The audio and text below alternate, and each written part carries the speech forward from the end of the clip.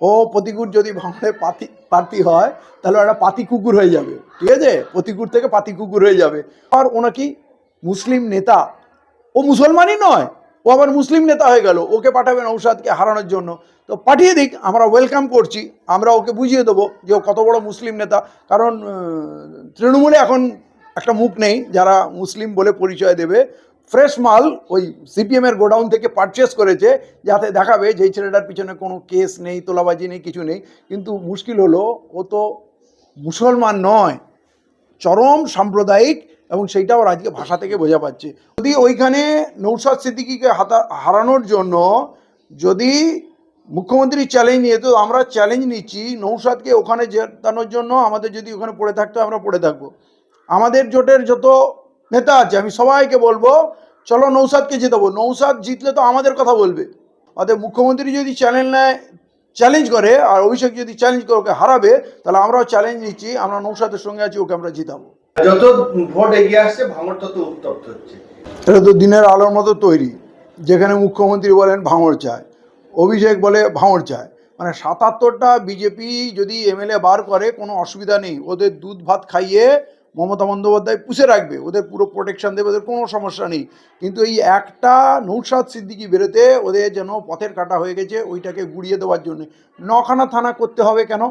হ্যাঁ, যেখানে প্রতিটা বুথে প্রতিটা জায়গা তৃণমূলের গুন্ডা বাহিনী রয়েছে, অত্যাচার তো তারা করছে। এই ৯খানা থানা করতে হয়েছে ওই শওকত মোল্লাকে প্রোটেকশন দেওয়ার জন্য। মানুষের এত ঘৃণা ওর প্রতি, যদি পুলিশ প্রোটেকশন না নিয়ে ঘোরে তো মানুষ ওকে মাটিতে পুঁতে দেবে। ওকে বাঁচানোর জন্য ৯খানা করেছে।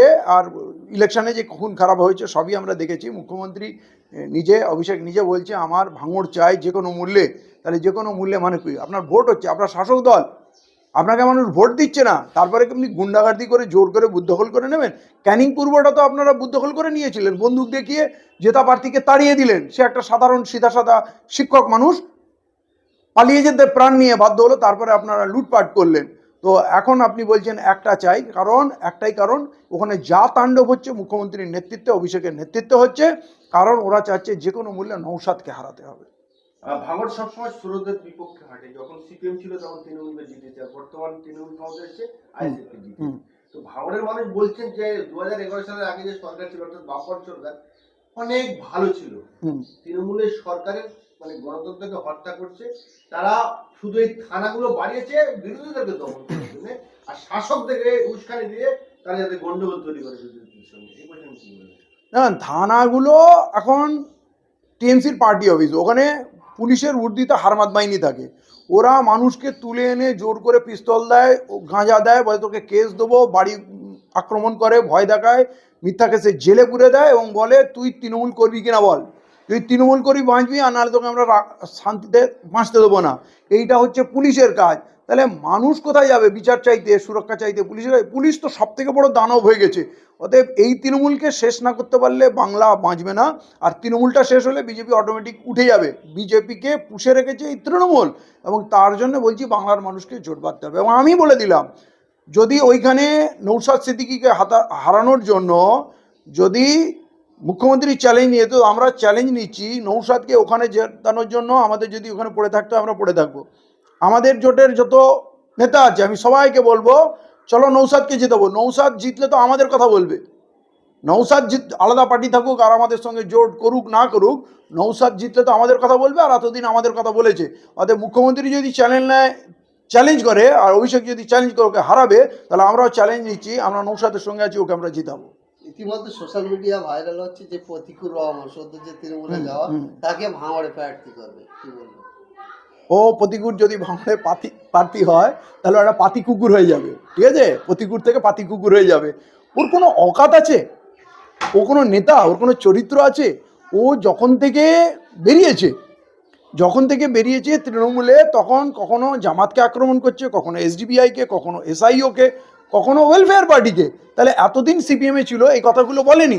তার মানে একটা সাম্প্রদায়িক দলে গেছে বলে সাম্প্রদায়িক কথা বলছে, মুসলিম জাতিকে আক্রমণ করছে। আবার ও নাকি মুসলিম নেতা, ও মুসলমানই নয়, ও আবার মুসলিম নেতা হয়ে গেল। ওকে পাঠাবে নৌসাদকে হারানোর জন্য, তো পাঠিয়ে দিক, আমরা ওয়েলকাম করছি। আমরা ওকে বুঝিয়ে দেবো যে ও কত বড় মুসলিম নেতা।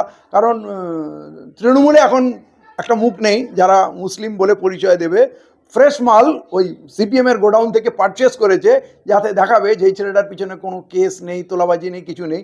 কিন্তু মুশকিল হলো ও তো মুসলমান নয়, চরম সাম্প্রদায়িক, এবং সেইটাও আজকে ভাষা থেকে বোঝা পাচ্ছে।